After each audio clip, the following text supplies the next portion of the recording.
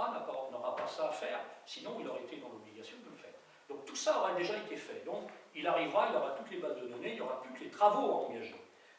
C'est quand même, regardez combien de temps qu'on est sur l'assainissement et on n'a pas fini. Donc la difficulté que l'on a aujourd'hui, c'est qu'on ne sait pas évaluer, je dirais, la grandeur et les données techniques de la protection de cette lagune au regard de l'eau qui arrive. On a trop d'eau d'extérieur qui arrive dans le réseau. Alors c'est bien, ça nettoie les canalisations, mais c'est pas normal. Ça fausse le résultat du fonctionnement d'une lagune. Bon, en termes, je dirais, sur la biologie du fonctionnement de la lagune, ça ne lui fait pas grand-chose, mais en termes de... Parce qu'il est clair que plus on va avoir de débit, plus on va se retrouver avec une lagune qui va être un peu plus grande, et plus elle est plus grande, plus on va avoir de contrôle draconien. La lagune, il faut s'attendre à 300 000 à 350 000 euros de travaux dans la lagune. Moi je dis qu'on n'en aura pas moins. Ah non, mais c'est des sommes, je peux vous dire que ça va représenter des sommes d'argent. Il faut en être conscient. C'est quasiment le budget. Ah bah attends, on n'aura pas le choix. On n'a eu aucune, vous allez voir le budget d'assainissement tout à l'heure, on n'a pas d'avance. On sera obligé d'emprunter, sachant que l'agence de l'eau, sur cette partie-là, participe en subvention à 45%. Donc, ce qui veut dire que sur les 45%, il va nous rester en gros, allez, 180 ou 170 000 euros à notre charge.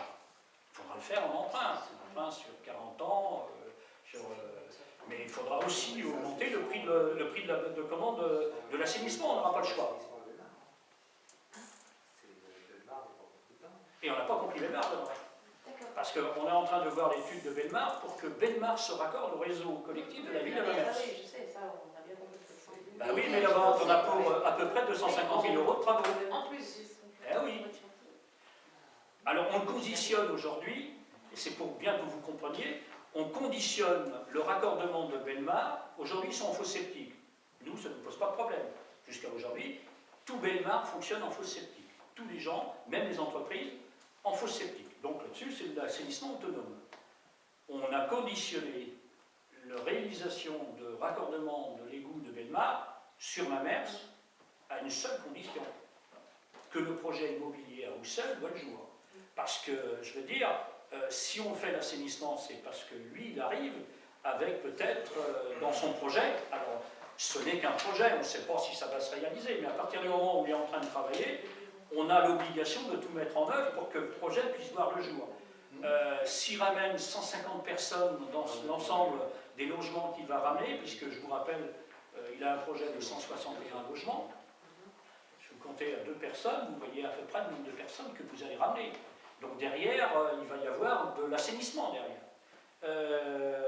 Il faut qu'on y pense. Ce qui veut dire que derrière, si on fait l'assainissement qu'on en a pour 250 000 euros, bon, il est clair que le projet en paye plus de 50%. Puisque je vous rappelle que vous avez voté la taxe d'aménagement qui permet à celui qui fait le projet de payer une partie de l'investissement. Ce qui est tout à fait normal, parce qu'il n'est pas normal de demander à l'ensemble de la population de payer pour un projet privé. Hein, c'était notre objectif, hein, c'était de dire on veut bien, mais vous allez contribuer aux investissements. Donc là, sur le projet là-bas, parce que si on prend les taxes de raccordement pour l'ensemble des gens qui sont à Belmar, j'ai compté, ça nous fait 45 000 euros de recettes. Pas plus. Si on a 250 000 euros de travaux là-bas, on a 45 000 euros de recettes des particuliers, c'est-à-dire les gens qui sont en place aujourd'hui. C'est le grand maximum, 45 000 euros de recettes qu'on va obtenir. Qui va payer le reste? C'est les contribuables. C'est pas normal. Donc c'est ce que j'ai dit à M. Roussel. Si vous faites un projet, il faudra mettre la main au porte-monnaie. C'est un projet qui est un projet privé, dont les royalties, c'est lui qui va les récupérer. Ceci dit, de l'autre côté, il faut aussi être honnête. Si ce projet voyait le jour, demain, c'est nous qui ramassons les taxes d'habitation et c'est nous qui ramassons les taxes de foncier bâti. J'ai fait un petit calcul sur 161 logements, on avoisine les 70 000 euros de recettes par an, ce qui est quand même énorme, en taxes. Donc, si la commune engrange des recettes aux alentours de 60 000 euros, il ne faut pas être plus royaliste que le roi. Maintenant, il faudra voir la quote-part que lui, il est prêt à nous donner pour pouvoir faire ce réseau d'assainissement. Ça, c'est le premier point. Et c'est comme ça qu'on a réfléchi. mettre la taxe d'aménagement en place. Hein, je pense que ça a bien été intégré. Le deuxième point, qui est non négligeable, c'est que je ne pourrais pas lui délivrer son permis de construire tant qu'on n'aura pas décidé le réseau d'assainissement.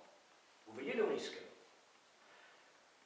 Si je délivre son permis de construire, il faut qu'il ait tous les réseaux. L'eau, l'électricité, bon ça va, l'eau elle est arrivée, l'électricité. L'assainissement, pas question de faire...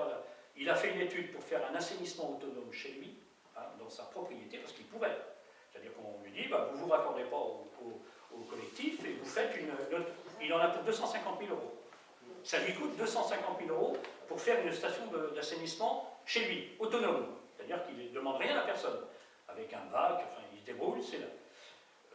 Je fais le calcul, nous, si on se raccorde de tout le point en mettant une pompe de refoulement chez Niveau Transport, ça veut dire que je permets aussi à Niveau Transport d'être accordé au réseau collectif, d'y mettre toutes les eaux de lavage de ces camions, hein, permettre à Leclerc, le garage Leclerc, d'avoir une pompe, une station de lavage. Je vous rappelle que Leclerc a demandé à raccorder une pompe de lavage et je ne peux pas lui accorder. Parce qu'aujourd'hui, il est en assainissement autonome. Il n'est pas question qu'il rejette les eaux usées dans le fossé. Elles doivent être traitées, ces eaux-là. Et donc, il ne peut pas mettre de station de lavage à sa logique. Le jour où il a un assainissement collectif, il pourra se raccorder directement dessus.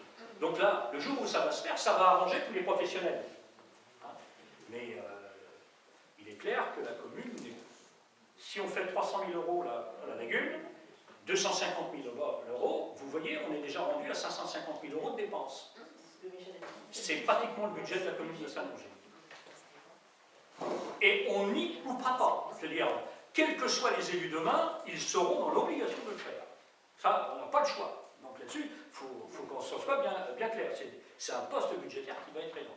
Bon, il est clair que là, c'est le budget d'assainissement annexe qui va prendre la responsabilité d'encaisser.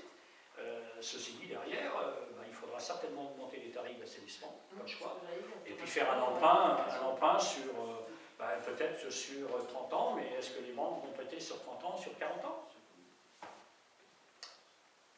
Puisque je vous rappelle qu'on a fait un PLU qui permettrait de raccorder à peu près 600 à 700 habitants sur la lagune. Puisqu'on s'est donné comme limite d'extension de la population de Saint-Longis, pas au-delà de 750 habitants. C'est la norme que nous avons prise. Donc le dimensionnement de la lagune, il faudra le monter à 600, 700 habitants équivalents. C'est-à-dire qu'on va presque doubler la capacité de la lagune aujourd'hui. La question est de savoir, est-ce que les terrains qui sont autour, puisque nous avons une obligation de ne pas nous rapprocher des maisons d'habitation à moins de 100 mètres, c'est l'obligation, donc il n'y aura pas de création, d'extension de lagune si on est à moins de 100 mètres des maisons d'habitation. Quand vous regardez la situation géographique de la lagune où elle est située, nous n'avons guère de possibilités. Ou on change le concept et on concentre le système, mais en termes de bacs supplémentaires, c'est pratiquement impossible du côté de chez Mme Basson. Donc le terrain qui est derrière, moi je reste convaincu qu'il faut qu'il reste à la commune. Ce terrain-là, il faut qu'il devienne propriété de la commune pour une protection autour de la lagune et qui nous permettrait d'avoir accès aux bras qui alimentent la lagune pour pouvoir les curer. Car aujourd'hui, on est obligé de passer par les propriétés privées pour pouvoir le faire. Il serait bon que, enfin moi c'est mon point de vue, qu'on devienne propriétaire de ce terrain, puisqu'il est réservé pour la collectivité, seule la commune peut l'acheter aujourd'hui, et il le restera, et d'avoir la possibilité d'avoir un passage public de l'autre côté pour qu'on puisse avoir accès au bras du butin pour le curer. Aujourd'hui, ce n'est pas le cas. Il suffit que le propriétaire privé refuse, il a tout à fait le droit, nous n'avons plus accès pour le curage du bras du butin, ce qui n'est pas normal. Donc là, il faut qu'on y pense. Et de l'autre côté, si vous regardez de l'autre côté faire une extension du bac côté chez Beauvais, là de l'autre côté, on peut encore en faire un sur 50 mètres, mais pas plus. Parce que là, on va toucher les maisons qui sont derrière. Donc on est là, on attend que les techniciens nous disent, et c'est pourquoi nous travaillons sur le schéma directeur, et qu'on attend qu'ils nous disent un peu ce que l'on va faire. Voilà où on en est sur l'assainissement.